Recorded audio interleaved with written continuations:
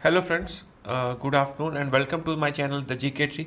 Friends, आज हम लोग क्लाइमेट एंड वेदर के बीच में डिफरेंस देखेंगे एंड क्लाइमेट एंड वेदर क्या चीज़ होता है। चलिए फ्रेंड्स, शुरू करते हैं।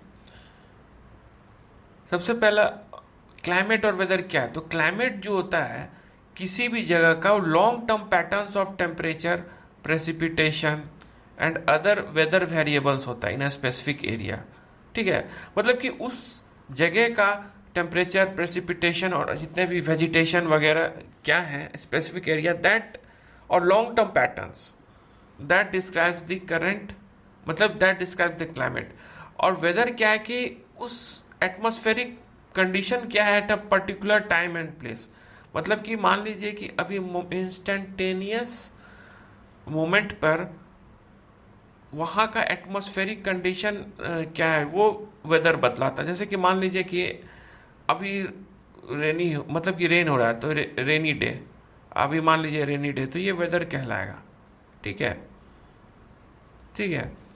या फिर अभी सनी डे है तो ये एक वेदर है, मतलब instantaneous atmospheric condition at a particular time and place determines the weather of a, मतलब कि वहाँ का जो इंस्टेंटेनियस टाइम पर क्या कंडीशन, एटमॉस्फेरिक कंडीशन है, उसे वेदर कहते हैं।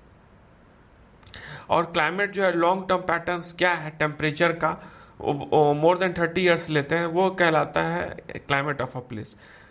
ठीक है, मान लीजिए कि कोई भी जगह है, कोस्टल एरियाज है या फिर डेजर्ट है, तो वहाँ की जो वेजिटेशन होगी या टेम्परेचर होगा या फिर प्रेसिपिटेशन होगा, वो एक मोर और लेस लगभग जो 30 ईयर्स में का एवरेज लेते हैं, तो वो क्लाइमेट शो करता है कि यहाँ का क्लाइमेट क्या है।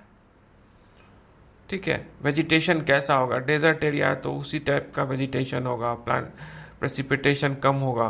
कोस्टल एरियाज है या फिर जहाँ पे ट्रॉपिकल रेन फॉरेस्ट एरिया है तो वहाँ हमारा प्रेसिपिटेशन ज़्यादा होगा, वहाँ की climate pattern, flora and fauna different होगी एज कम्पेयर टू डेजर्ट से। ठीक है, तो climate refers to long term patterns of temperature, while weather is the atmospheric condition, instantaneous atmospheric condition क्या है। ठीक है, यहाँ पे एक और देख लेते हैं। Short term state of atmosphere weather कहलाता है, long term pattern of weather जो होता है वो क्लाइमेट कहलाता है। जैसे रेन हो रहा है, tropical climate can change with in minutes और आवर्स। जो हमारा वेदर है it can change with in minutes और आवर्स। ठीक है, और जो क्लाइमेट है एवरेज वेदर कहते हैं over many years in one specific period.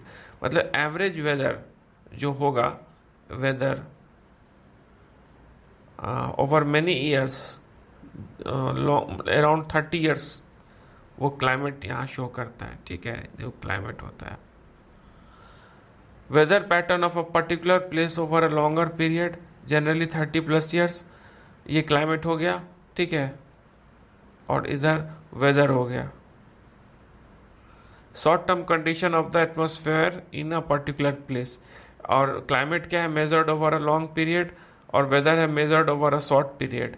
ठीक है, affected by climate system such as latitude and altitude climate, और affected by temperature, air pressure and moisture क्या वेदर।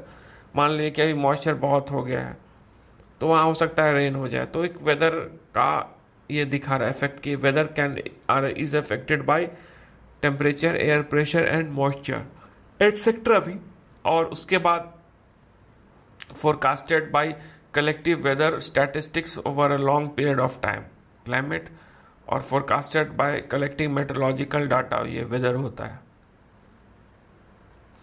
अब कुछ क्वेश्चन देख लेते हैं। What is the difference between, ये क्या बोला, what is the difference between weather and climate.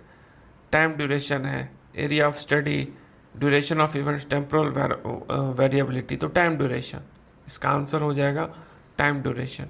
ठीक है, उसके बाद चलते हैं कुछ और क्वेश्चंस देखते हैं। What is the which of the following describes weather accurately. Short term atmospheric condition, long term patterns of temperature, annual precipitation, climate variability. तो इसका आंसर हो जाएगा A, short term atmospheric conditions. Factors influencing climate, various factors such as latitude, altitude, proximity of water bodies and ocean currents influence the climate of a region. ठीक है। Latitude मतलब कि equator से, equator मान लीजिए equator से वो कितनी नॉर्थ में या साउथ में है। मान लीजिए इक्वेटर के पास में है तो ट्रॉपिकल क्लाइमेट हो जाएगा। अगर बहुत नॉर्थ चले जाएंगे तो पोलर क्लाइमेट भी है, मेडिटेरेनियन टाइप भी है, ठीक है। और अगर एल्टीट्यूड बढ़ जाता है, मतलब कि अगर एल्टीट्यूड हाई हो गया, वो क्यों ना इक्वेटर के पास में हो, तो वहाँ का टेम्परेचर कम हो रहेगा, ठीक है। Altitude is also one of the factors that influence climate of any place, ठीक है। प्रॉक्सिमिटी टू वाटर बॉडीज, ये भी एक है कि वहाँ के ओशियनिक करेंट्स क्या है। Oceanic currents influence the climate of a region. These factors contribute to the temperature and precipitation patterns experienced in a particular area, ठीक है फ्रेंड्स। लैटिट्यूड, एल्टीट्यूड, एलिवेशन हो गया, ठीक है। विंड एंड एयर मासेस, वहाँ की ओशन करेंट्स किस तरह से बह रही है, ये भी एक मतलब कि इम्पोर्टेंट फैक्टर्स हो गया। अब एक क्वेश्चन आता है, which factor plays a significant role in determining temperature variations. Altitude, latitude, oceanic currents, proximity to water bodies. तो इसका आंसर हो जाएगा ऑल ऑफ दिस, ठीक है। All of this affect the plays a significant role in determining temperature variations in a region, ठीक है। Which factor plays अ, तो इस तो हम लोग देख लिए। How do ocean currents affect the climate. तो ocean currents impact humidity level, influence temperature, increase precipitation, create desert conditions. तो इसका आंसर हो जाएगा इम्पैक्ट ह्यूमिडिटी लेवल्स, ठीक है।